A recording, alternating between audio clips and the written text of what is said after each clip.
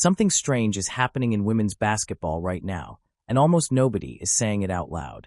On the surface, everything looks like it's finally working. Attendance headlines are exploding. Social media is louder than it's ever been. New leagues are popping up. Players are more visible, more outspoken, more confident than at any point in the WNBA's history. If you just skim the headlines, you'd think the league is entering its golden era. But behind closed doors, the league is closer to a breaking point than most fans realize.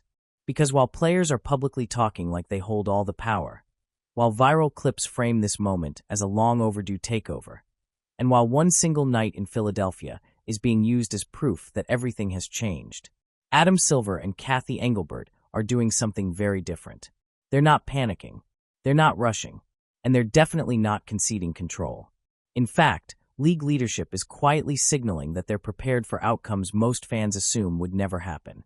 Delays, hard deadlines, even the possibility that momentum gets sacrificed in the name of long-term structure. And that's why the WNBA shutdown narrative is misleading. Because this isn't a shutdown, it's a standoff. A standoff between perception and leverage, between noise and numbers, between what players believe this moment represents, and what the people running the business believe the league can actually survive. And to understand how we got here, you have to start with the part everyone keeps skipping over, the agreement that already expired and the silence that followed. Because what looks like confidence on the surface may actually be the most dangerous phase of the negotiation. And once you see how this really started, the Philly attendance explosion suddenly feels a lot less reassuring. The first thing you need to understand is that the WNBA didn't suddenly fall into chaos. There was no dramatic announcement, no emergency press conference, no official declaration that the league was in trouble. Instead, everything slipped into something far more unsettling. Quiet limbo. The previous collective bargaining agreement expired, and instead of a clean renewal or a clear extension, both sides agreed to continue operating under what's known as a status quo. On paper, that sounds calm, responsible, temporary. In reality, it's the most fragile state a professional league can exist in. Because a status quo only works when both sides genuinely believe progress is coming soon. The moment one side starts using the pause as leverage instead of a bridge, everything changes. And that's exactly what's happening now. Players are speaking publicly as if negotiations are already tilted in their favor. Phrases like momentum, demand, and historic opportunity are everywhere. The messaging is confident, almost celebratory, like the hard part is already over. But league leadership is acting like the opposite is true. Behind the scenes, ownership and executives aren't treating this as a celebration. They're treating it as a stress test. A moment to see whether this surge in attention is real, sustainable, and profitable, or just loud. That difference matters. Because in labor negotiations, confidence without leverage isn't strength, it's exposure. What fans don't realize is that the league is under no immediate legal obligation to dramatically alter its financial structure just because visibility has increased. Visibility doesn't equal revenue. Revenue doesn't equal profit. And profit is the only thing that actually changes bargaining power. This is where the shutdown language becomes misleading. There's no switch that gets flipped. No single decision that suddenly cancels a season. Instead, pressure builds slowly. Deadlines creep closer. Trust erodes. Public statements harden positions. And before anyone admits what's happening, the league is boxed into a corner where any move, forward or backward, angers someone. That's why Adam Silver's involvement matters so much here. Silver isn't new to labor standoffs. He's seen what happens when leagues misread their moment. He's seen how quickly goodwill evaporates once fans feel manipulated instead of entertained. And most importantly, he understands something many players don't want to hear right now. Momentum is not leverage unless it can survive conflict. From the league's perspective, this pause is useful. It reveals who's willing to compromise, who's performing for the cameras, and who understands the difference between negotiating power and public noise. And that's why there's been no rush to shut anything down or save anything either. The league is watching whether players overplay their hand, watching whether fans stay engaged without constant highlights, watching whether attendance spikes turn into consistent value. Because if this really is a historic moment, it should survive patience. And if it isn't, then delaying, rather than caving, becomes the smartest move on the table. That's the part nobody wants to confront. The league doesn't need to win this battle loudly. It just needs to not lose control. And once you understand that, the next chapter gets a lot more uncomfortable, because the moment everyone keeps pointing to as proof of leverage may actually be the moment that exposed how fragile this entire surge really is. While fans were arguing online, while clips were circulating, and while confidence was being projected publicly, something far more important was happening away from the cameras. A closed-door meeting in New York City. No dramatic stage. No microphones.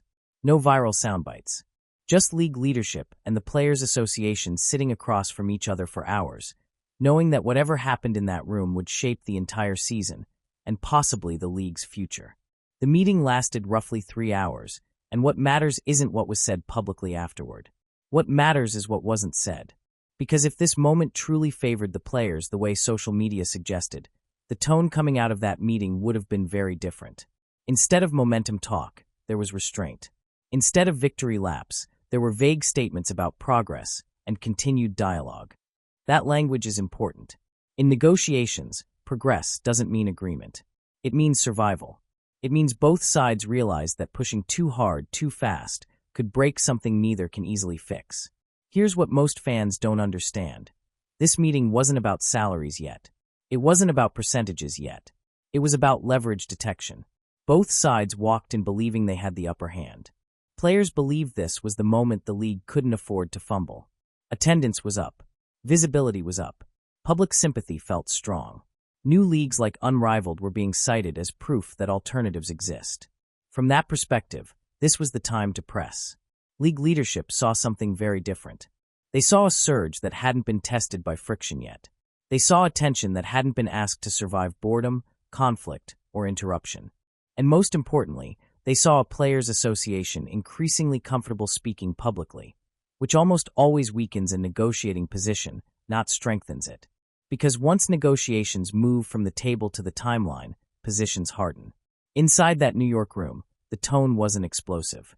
It was surgical. League representatives weren't there to argue emotion. They were there to anchor expectations, to slow the tempo, to quietly remind everyone involved that visibility doesn't automatically rewrite balance sheets. And that's where the disconnect started to become impossible to ignore. Players spoke about never having momentum like this. League leadership looked at decades of losses and asked one question. Can this momentum survive a delay? That's the real test. Because if fans vanish the moment games pause, if sponsors hesitate when uncertainty creeps in, if networks lose interest once the storyline turns from growth to conflict, then the power never belonged to the players in the first place. This is why the New York meeting didn't end with fireworks. No ultimatums were issued. No concessions were made. No timelines were promised publicly. Instead, both sides walked away knowing something uncomfortable. They were further apart than the noise suggested. And here's the subtle but critical detail. When a league believes it's on the brink of collapse, it rushes. It overpays. It leaks optimism. It frames everything as urgency. None of that happened. What happened instead was quiet confidence from leadership, the kind that only exists when the alternative outcomes don't scare you. That doesn't mean the league wants disruption. It means they're prepared for it. And that realization alone shifts the entire power dynamic. Because the moment one side believes the other won't blink, bravado stops working. This meeting also revealed something else that fans didn't catch. The league isn't negotiating against individual players. It's negotiating against a narrative, and narratives collapse the moment numbers are introduced. Which is why the conversation was steered away from vibes, attendance screenshots, and social media sentiment, and towards something far more dangerous for the player's case. Revenue structure. Because once that door opens, the emotional framing falls apart, and the math takes over. And that's exactly where the next phase of this standoff begins. Because the fight everyone thinks is about pay is actually about percentages. And once you see the two versions of reality being presented at that table, it becomes clear why neither side is backing down, and why one side may be vastly overestimating how much power they actually have. This is where everything changes. Because the moment the conversation shifts from feelings to formulas, from momentum to math, the entire power dynamic gets exposed. Publicly, the debate sounds simple. Players want to be paid fairly. The league needs to respect the moment. Fans want stars to win. That framing is clean, emotional, and easy to rally behind. But inside the negotiation room, none of that matters. What matters is how much money the league actually generates, how much of it can be safely shared, and how long the business can survive if projections don't come true. And this is where the gap between the two sides becomes massive. On one side, the league is presenting a model built around incremental growth, a structure that includes revenue sharing, escalators, and pathways to higher salaries if, and only if, the league actually brings in more money. Not hypothetical money, not future buzz, real revenue. Under that framework, top players could eventually cross into seven figures. Average salaries would rise, but everything would be tied to performance metrics the league can track and defend. In other words, prove it, then earn it. On the other side, the Players Association is pushing a vision that assumes the growth has already arrived. A dramatically higher team salary cap, a massive jump in average pay, max contracts that would place WNBA stars in a completely different economic tier almost overnight. The difference between these two positions isn't a few percentage points. It's a completely different understanding of reality. To the players, this moment feels like a breakthrough that justifies immediate correction.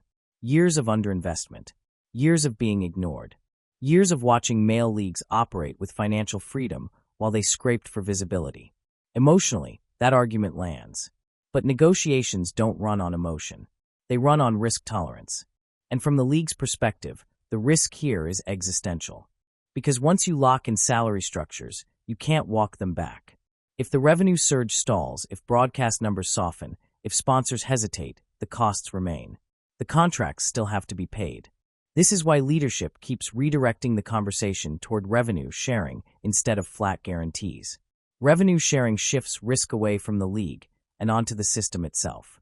If the league grows, players win. If it doesn't, the league survives. That's not disrespect. That's insulation. And here's where the messaging war starts doing real damage. When players speak publicly about percentages without context, it creates the impression that the league is lowballing them out of greed. But the truth is more complicated and far less comfortable. Sharing a large percentage of a small or unstable revenue pool doesn't create wealth. It just accelerates collapse. That's the part nobody wants to say out loud. The NBA can offer players around half of basketball-related income because the pie is enormous and predictable. The WNBA's pie is smaller, volatile, and heavily dependent on external support structures. Comparing the two isn't empowering. It's misleading. And inside the negotiation room, that comparison doesn't help the player's case. It hurts it. Because it signals that the union is negotiating based on aspiration rather than leverage. The league isn't denying growth. They're questioning its durability. They're asking, does one attendance spike represent a trend or a moment? Does social media noise translate into consistent ad revenue? Do viral highlights translate into long-term deals? Do fans stay when there's no novelty left? Until those questions have proven answers, committing to aggressive fixed costs is a gamble leadership doesn't feel obligated to take. And here's the critical detail. The more the union frames this as a moral issue instead of a financial one, the more entrenched the league becomes. Because moral arguments don't balance budgets. That's why this phase of the standoff feels colder. Less emotional. More rigid. The league believes it's offering a path. The players believe that path should already be behind them. And between those two beliefs is a canyon that can't be crossed with vibes. Which brings us to the most controversial claim of all. The number that's been tossed around like proof that the league is already being generous. The so-called average salary. Because once you break that number down, you realize it's not just a statistic. It's a weapon. And depending on who's holding it, the story looks very different. This is the number that changed the tone of everything. Not because it was shocking on its own, but because of how it was used. At some point during the negotiations, a figure started circulating that instantly became the centerpiece of the debate. The idea that the league was offering an average salary around $500,000. On its face, that sounds massive. Historic, even. And once that number hit the public conversation, it did exactly what it was supposed to do. It split the audience. To casual fans, it sounded like proof the league was finally stepping up. To critics, it sounded like spin. And to the players, it felt like a distraction, a headline designed to make them look unreasonable for asking for more. But averages are dangerous, because averages hide structure. And once you peel back how that number is constructed, the entire conversation changes. The league didn't arrive at that figure by magically raising everyone's pay overnight. It arrived there by stacking assumptions: team caps, roster sizes, escalators, incentives, best-case scenarios layered on top of projected growth. In other words, the average only exists if everything goes right. And that's where the players' frustration comes from.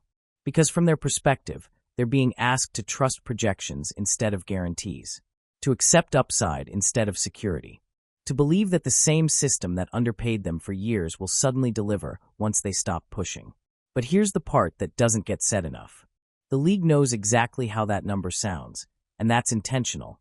It reframes the negotiation from players are underpaid to players are rejecting a generous offer. That shift matters. Public sentiment matters. Political cover matters. Once fans hear 500,000 average, the burden of explanation flips. Suddenly, players have to justify why that's not enough instead of owners having to justify why they can't do more. That's not accidental. That's leverage through optics. But optics only work until someone runs the math. And when analysts started breaking it down, the cracks appeared fast. If you take the proposed team salary cap and divide it by a standard roster size, the average drops. Not catastrophically, but meaningfully. Enough to show that the headline number isn't a baseline. It's a ceiling-adjacent projection. That doesn't mean the league is lying. It means they're negotiating. And the problem for the players is that once this framing is out there, it's hard to walk back without looking combative. Because now the debate isn't just about fairness. It's about reasonableness. Are players being greedy? Are they ignoring financial reality? Are they risking the season over numbers that already look strong to the average fan? That's the trap. And it works because most people don't understand how sports economics function below the surface. They don't see how revenue sharing differs from guaranteed salaries. They don't see how cap growth projections can collapse under one bad year. They don't see how leagues survive by shifting risk, not eliminating it. So when players respond emotionally, when they talk about disrespect, about value, about not being seen, it resonates, but it also reinforces the league's quiet argument. That this isn't a negotiation grounded in numbers. That it's being driven by perception. And here's where things get dangerous. Every time a player publicly dismisses the average salary number without explaining the mechanics behind it, the league gains ground. Not at the table, but in the court of public opinion. Because confusion favors the side with patience. The league doesn't need fans to love the offer. It just needs them to stop caring enough to apply pressure. And once the narrative shifts from players deserve more to why are they still unhappy, momentum starts leaking away. This is why leadership hasn't rushed to clarify the number. Ambiguity is useful. It keeps the conversation loud but unfocused, emotional but imprecise. And that's exactly the environment where decisive action can be delayed without consequence. Meanwhile, players are stuck responding to a number they didn't choose, didn't frame, and didn't fully explain, while still being expected to justify why they won't accept it. That imbalance is subtle, but it's powerful. Because now the fight isn't just about money.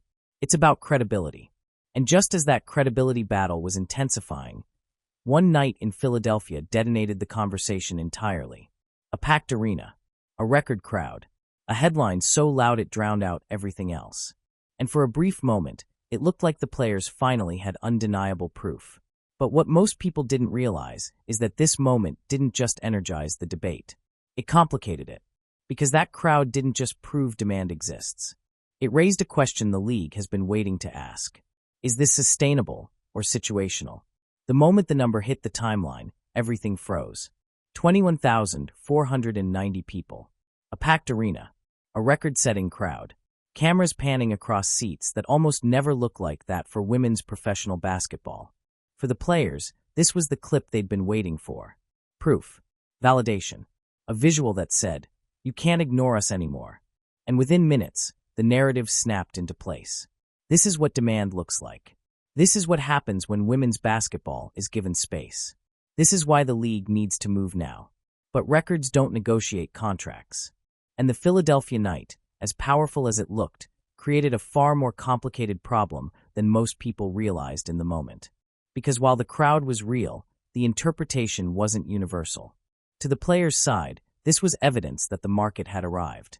That fans would show up in force if given the opportunity. That the league's long-standing caution was outdated. To league leadership, It was something else entirely. A data point, not a trend. And that distinction is everything.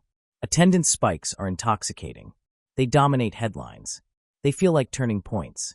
But businesses don't restructure themselves around single events, no matter how emotional those events feel. The league wasn't asking whether the Philly crowd mattered. Of course it mattered. They were asking whether it could be repeated. Across markets. Across months. Without novelty. Without controversy fueling attention. Because if the answer to those questions isn't a confident yes, then the crowd becomes a symbol, not a foundation. And symbols don't pay salaries. This is where the debate split in a way that almost nobody acknowledged openly. Players and supporters pointed to the crowd and said, "This proves the league underestimated demand." Executives looked at the same crowd and asked, "What conditions created this? Was it pricing? Was it promotion? Was it the novelty of a new league? Was it pent-up demand for something different? Or was it a unique market responding to a unique moment?" Those questions aren't cynical. They're necessary. Because if the crowd required unusually low ticket prices, aggressive marketing, and a special event framing, then it doesn't automatically translate into sustainable revenue at scale. It translates into buzz. Buzz is valuable, but it's volatile. And here's the part that made leadership even more cautious. While the arena was full, the television numbers didn't explode alongside it. The same people who showed up in person may have simply shifted from one platform to another. That matters because broadcast deals, not gate receipts, are what reshape leagues. The league isn't ignoring fans in seats. They're prioritizing fans on screens. And one doesn't always guarantee the other. This is why the Philly night didn't trigger immediate concessions. It triggered analysis. Because if the league concedes too much based on a moment that can't be replicated, they lock themselves into obligations that don't flex when the spotlight fades. That's the nightmare scenario leadership is trying to avoid. And here's the brutal irony. The more the Philly crowd was framed as proof that the league no longer had leverage, the more careful the league became. Because desperation doesn't make you fold. It makes you slow down. It makes you double-check assumptions. It makes you test whether the pressure is real or just loud. This is why the attendance record became a double-edged sword. It energized players. It emboldened public messaging. It made the moment feel undeniable. But it also raised expectations that the league isn't convinced it can meet or sustain without structural risk. And that's when another narrative crept in. If players can draw crowds like this, if alternatives exist, if fans are willing to show up outside the WNBA structure, then maybe the league isn't the only game in town anymore. That idea sounds empowering, but it leads directly to the most dangerous assumption of all, that alternatives equal leverage. Because in the next section, we have to talk about Unrivaled, not as a highlight, but as a test. A test of whether visibility equals independence, or whether it's still tethered to the very system players are threatening to walk away from. For a brief moment, Unrivaled felt like the trump card. A new league, a packed house, big names, real buzz, and most importantly, a visual that suggested something radical. That women's basketball might not need the WNBA structure to thrive. That idea spread fast. If players can draw crowds here, why stay locked into a system that moves slowly? If fans show up without the WNBA brand, where does the real power live? If this works, doesn't it prove the league has been holding players back? On the surface, those questions sound logical. But logic in sports economics is rarely linear. Because Unrivaled isn't just an alternative. It's a test case. And test cases don't always prove what people think they prove. Yes, the event was real. Yes, the turnout was impressive. And yes, it showed that there's appetite for women's basketball in the right conditions. But appetite and infrastructure are not the same thing. Unrivaled didn't materialize out of thin air. It benefited from years of groundwork laid by the very league it's now being compared against. The players who drew fans already had recognition. The audience already existed. The conversation was already loud. That doesn't diminish the achievement, but it reframes it. Because what Unrivaled proved is that moments can be created. What it didn't prove is that a full-scale, year-round ecosystem can be sustained at that level without deep, ongoing support. This is the part that quietly worries league leadership. Not because Unrivaled is a threat, but because it's being misinterpreted. Short-format leagues, special events, and limited runs can succeed on energy alone. They thrive on novelty, urgency, and scarcity. Fans show up because it feels like something you can't miss. But a full professional season doesn't run on novelty. It runs on repetition, week after week, city after city, with injuries, off nights, bad weather, and competing entertainment options. That's where the economics change. And here's the uncomfortable truth. If Unrivaled were to suddenly disappear tomorrow, it would sting, but the players would still need the WNBA far more than the WNBA would need Unrivaled. Because the WNBA provides the thing no pop-up success can replace: continuity. It provides the platform that turns moments into careers. That sustains visibility long after headlines fade. That keeps players relevant when they're not the story of the week. And this is why treating Unrivaled as leverage is risky. Because leverage only works if the alternative is genuinely viable long-term. Right now, Unrivaled is an amplifier, not a replacement. And the league knows it. Which is why leadership isn't reacting with fear. They're reacting with patience. They're letting the conversation run, letting assumptions get tested, letting players and fans explore the idea of independence. Because once that idea collides with reality, travel costs, marketing budgets, broadcast reach, consistency, the fantasy weakens. And here's where the power balance quietly tilts. The league doesn't have to attack Unrivaled. It doesn't have to undermine it publicly. All it has to do is exist. Because time is on its side. If Unrivaled continues to succeed, great. It becomes a complementary space. If it struggles, the WNBA's position strengthens without lifting a finger. Either way, the league doesn't lose control. But players risk something more dangerous than losing leverage. They risk misreading their own dependence. Because while alternatives create headlines, institutions create stability. And stability is what pays bills, builds legacies, and sustains influence. That's the asymmetry nobody wants to talk about. Players can leave temporarily. They can experiment. They can flex visibility. But the league is the anchor. And anchors don't need to chase waves. They wait for the water to calm.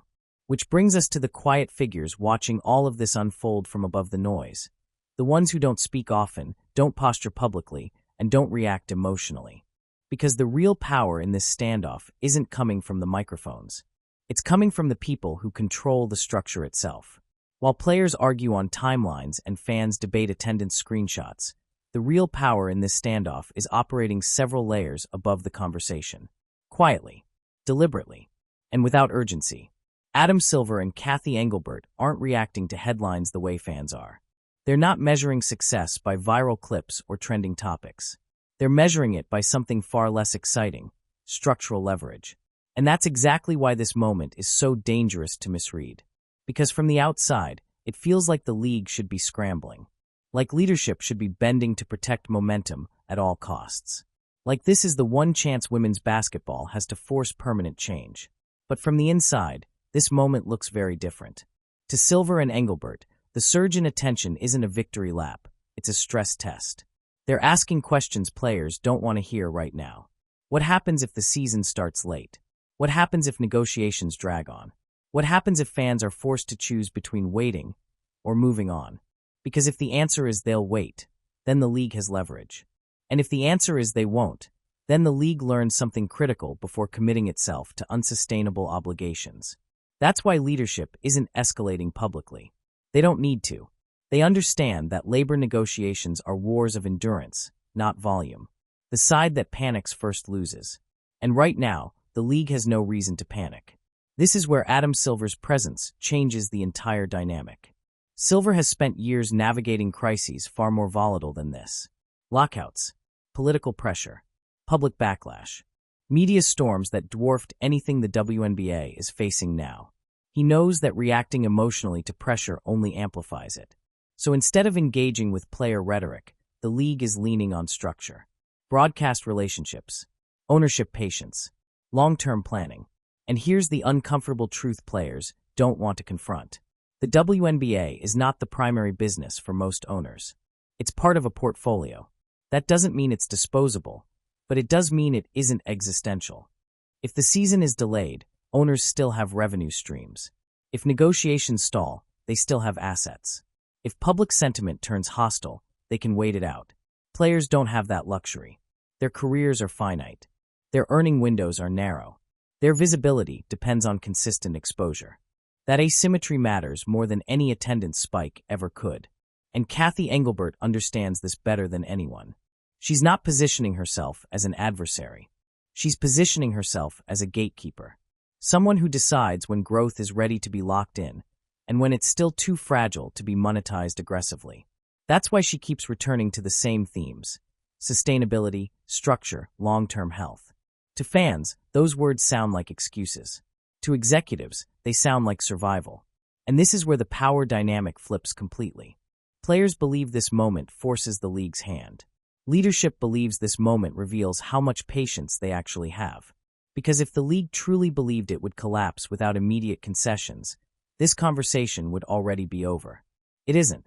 Instead, Silver and Engelbert are letting the Players' Association speak, letting narratives escalate, letting assumptions harden. Because once everyone has publicly committed to a position, compromise becomes more difficult, and the side that can afford delay gains leverage. That's why silence is powerful here. Every day the league doesn't react loudly is a signal that they're comfortable, a signal that they're prepared, a signal that they don't believe the clock is only ticking for them. And that realization leads directly to the most fragile part of this entire situation, the idea of momentum itself. Because momentum feels unstoppable until it isn't. And once it breaks, it doesn't drift slowly. It collapses. Momentum is a dangerous thing. When you have it, it feels permanent, inevitable, like the world has finally tilted in your favor and nothing can slow it down. But in sports, especially growing leagues, momentum is the most fragile asset you can rely on. That's the part this moment keeps ignoring. Right now, women's basketball is enjoying something it hasn't had in decades: casual attention. Not just die-hard fans, not just people already invested, but new viewers who showed up because something felt different. That difference matters. But it also comes with a warning. Casual fans don't wait through disruption. They don't study labor negotiations. They don't choose sides in CBA disputes. They don't sit through silence. They move on. That's why leadership is watching momentum so closely. Not celebrating it, testing it. They're asking a question nobody wants to ask publicly. What happens if the noise stops? What happens if games don't start on time? What happens if uncertainty lingers just long enough to break habit? What happens if the storyline shifts from excitement to inconvenience? Because once that happens, momentum doesn't pause. It resets. And rebuilding it is harder than creating it the first time. This is why optimism, while comforting, doesn't carry weight in negotiations. Confidence doesn't fill arenas when schedules are uncertain. Hope doesn't keep broadcasters locked in when programming becomes unstable. Belief doesn't replace delivery. That's why even the most optimistic voices, the ones urging calm, patience, and faith, can't override structural reality. The league knows this. They also know something else that's even more uncomfortable. If momentum can't survive a brief delay, then it was never leverage. It was timing. And timing only benefits the side that can afford to wait. This is the moment where players face a brutal choice. Push harder, louder, more defiantly, and risk testing whether fans actually stay. Or recalibrate, compromise, and lock in gains while attention still exists. Neither option feels good. Because compromise feels like surrender when you believe history is finally on your side. And delay feels like betrayal when fans expect progress. But from a business standpoint, the worst possible outcome is forcing a showdown that proves how thin the foundation really is. That's what leadership is quietly betting against. They're betting that players won't risk burning momentum they worked years to build. They're betting that fear of losing attention will soften demands before the league has to. And that bet might work. Because the moment fans feel manipulated by off-court drama instead of pulled in by on-court product, sympathy disappears fast. Momentum doesn't just vanish, it flips. The narrative turns from support the players to why can't they just play? That's the danger zone. And this is where the standoff becomes psychological instead of financial. Who blinks first? Who decides the risk isn't worth it? Who realizes that leverage based on goodwill is only powerful as long as that goodwill remains intact? Because once it's gone, there's nothing left to bargain with. This is why the final phase of this story isn't about numbers or percentages. It's about endgames. And the endgame scenarios facing the league and the players right now aren't as simple as win or lose. They're about what survives and what doesn't. At this point, the negotiation isn't drifting. It's narrowing. All the noise, all the statements, All the viral moments have quietly boxed both sides into a small set of outcomes, whether they admit it or not. There aren't 10 possible futures here. There are 3, and only one of them actually protects everyone. Endgame 1, the patch job. This is the cleanest outcome on paper, and the most deceptive. Both sides agree to a short-term deal. Not a victory, not a defeat, just enough movement to avoid disruption. Salaries rise modestly. Revenue-sharing language gets adjusted. Everyone walks out claiming progress. The season starts on time. Momentum survives. Headlines cool off, but nothing is truly solved. The core disagreement gets pushed forward instead of resolved. Players feel like they settled too early. Owners feel like they conceded too much too soon. And the next negotiation arrives even faster, with even higher expectations and even more pressure. This outcome keeps the league alive in the short term, but it guarantees the conflict comes back louder. It's survival, not peace. Endgame 2, the hard stand. This is the outcome both sides are pretending won't happen, but quietly preparing for. Talks stall. Neither side moves. Deadlines pass. The season gets delayed or disrupted. Public sentiment fractures. Casual fans drift. Media attention turns from excitement to exhaustion. Players frame it as a necessary stand. Leadership frames it as unavoidable restraint. And once that line is crossed, everyone loses something. Players lose visibility and leverage. The league loses momentum and goodwill. Fans lose trust. This is the outcome Adam Silver understands better than almost anyone. Because once disruption becomes the story, rebuilding takes years, not months. This is the nuclear option. And the scariest part? Both sides believe the other will blink first. Endgame 3, the shock compromise. This is the one nobody's talking about publicly, because it requires both sides to abandon pride. A deal built around conditional escalation.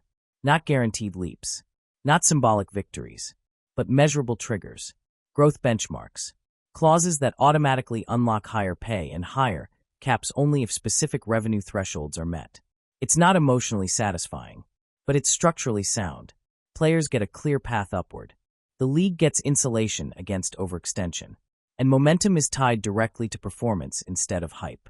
This is the only outcome that aligns incentives instead of pitting them against each other. And yet, it's the hardest to sell. Because it doesn't feel like justice. It feels like patience.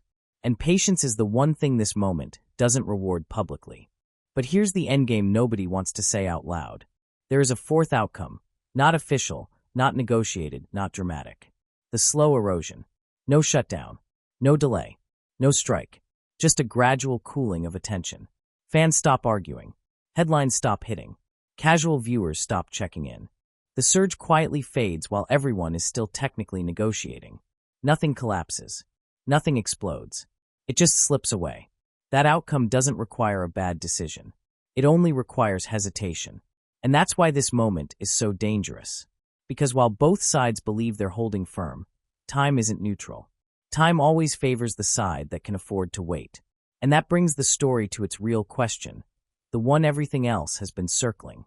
Not who deserves more. Not who's right. Not who's louder. But who actually needs this to work right now. When all the noise fades, when the clips stop circulating, and when the timelines quiet down, this entire standoff comes down to one uncomfortable reality. Power in sports doesn't come from volume. It comes from necessity. Right now, players are speaking like this moment guarantees change. Like momentum alone forces the league's hand. Like the surge in attention has already rewritten the rules. But history doesn't work that way. Leagues don't collapse because players demand more. They collapse because structures fail. And the WNBA's leadership knows that survival doesn't come from emotion. It comes from control. That doesn't mean players are wrong for pushing. It doesn't mean their frustration isn't justified. And it doesn't mean this moment isn't real. It means this moment is fragile. The league can afford patience. Owners can afford delay. Executives can afford uncertainty. Players can't. Their leverage exists only as long as attention stays hot. Only as long as fans stay invested. Only as long as momentum survives stress. That's the asymmetry no one wants to confront. Adam Silver and Cathy Engelbert don't need to win the argument publicly. They just need to outlast the noise. And everyday negotiations stretch without collapse. That position strengthens. Because once the games stop being the story, the spotlight moves. And once the spotlight moves, the entire balance of power shifts with it. The real question now isn't whether players deserve more. The question is whether this moment will be converted into something permanent or burned in a standoff that proves how temporary momentum really is. Whatever happens next, compromise, delay, escalation, one thing is certain. This isn't the end of the story. It's the beginning of the most revealing chapter the WNBA has faced in decades. And the next decision made behind closed doors will tell you exactly who understood the moment and who misread it. If you want to stay ahead of that story, not the headlines, not the spin, but what's actually happening, make sure you're subscribed. Because the second this shifts, the narrative will change fast, and you won't want to be catching up after the damage is already done.